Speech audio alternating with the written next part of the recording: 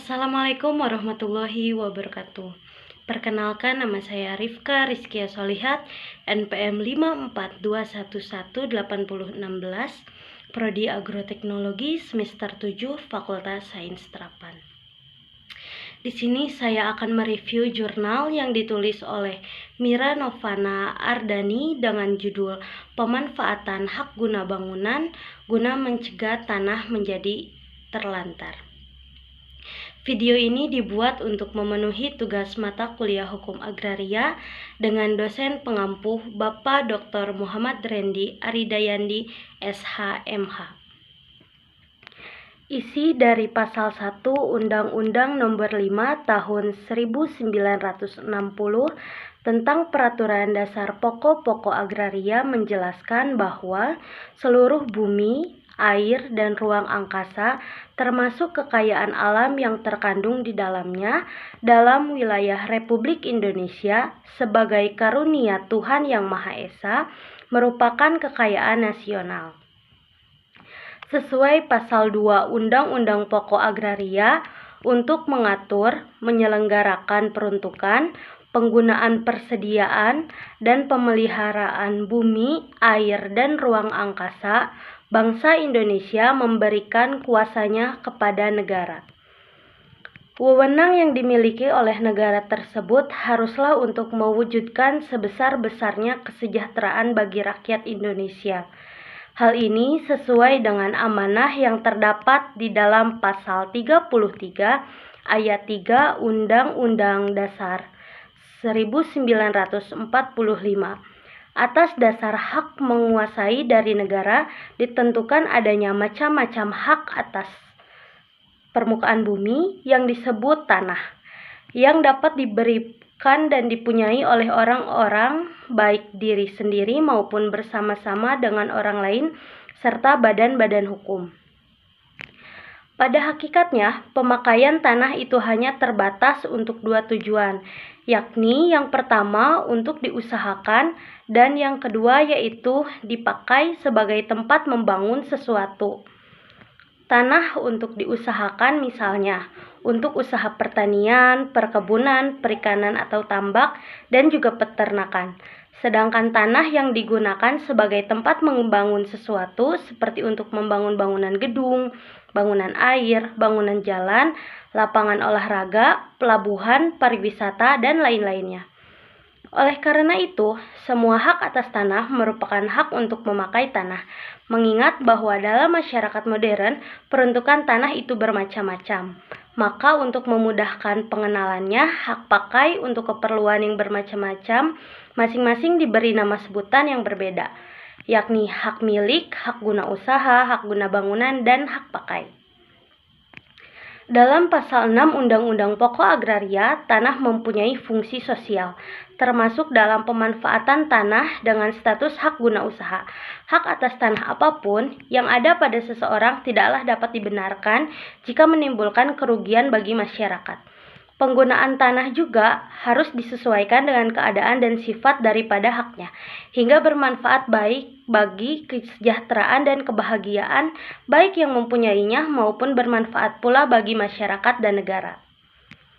Tidak dapat dipungkiri, terkadang masih terdapat permasalahan yang terjadi terkait dengan pemanfaatan tanah hak guna usaha secara maksimal.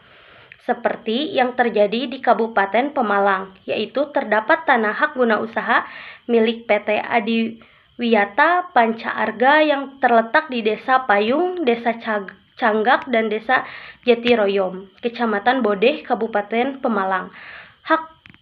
Tanah hak guna usaha PT Adiwiyata Panca Arga diberikan berdasarkan yang mulai berlaku pada tanggal 30 Januari dan berakhir pada tanggal 31 Oktober 2017.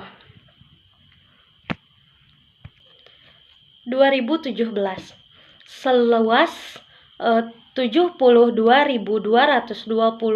hektar.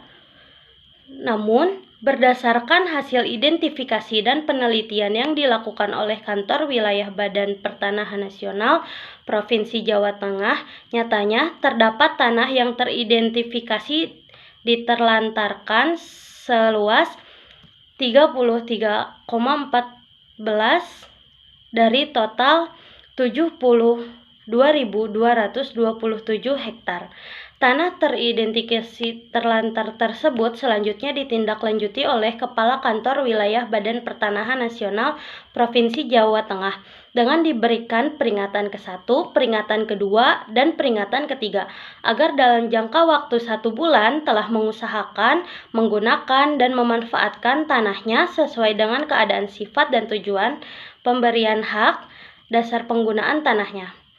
Namun, peringatan tersebut tidak pula dilaksanakan, sehingga Kepala Kantor Wilayah Badan Pertanahan Nasional Provinsi Jawa Tengah mengusulkan tanah tersebut untuk ditetapkan sebagai tanah terlantar kepada Badan Pertanahan Nasional Republik Indonesia. Perihal usulan tersebut, penetapan tanah yang terlantar yang dikeluarkan pada tanggal 9 September 2011, usulan tersebut mengakibatkan tanah hak guna usaha seluas 33,14 hektar milik PT Adiwiyata Panca Arga ditetapkan sebagai tanah terlantar.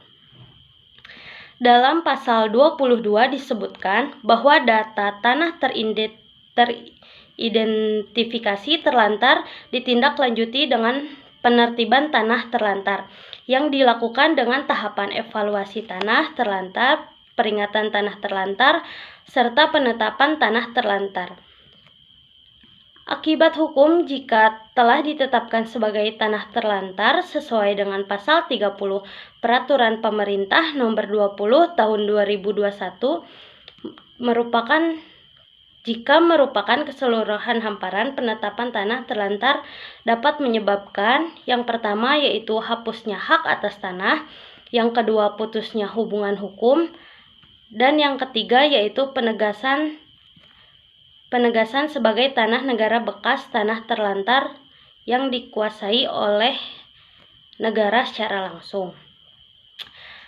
Berdasarkan analisis di atas, dapat ditarik kesimpulan bahwa terdapat beberapa upaya dalam pemanfaatan tanah hak guna usaha supaya tidak menjadi tanah terlantar. Di antaranya, yang dilakukan oleh pemegang hak atas tanah baik sebagai pemegang hak atas tanah secara umum maupun secara spesifik sebagai pemegang hak guna usaha. Selain itu juga terdapat yang dilakukan oleh pemerintah, yakni dengan melakukan sosialisasi mengenai aturan yang berlaku dan keterbukaan informasi publik terkait hak guna usaha.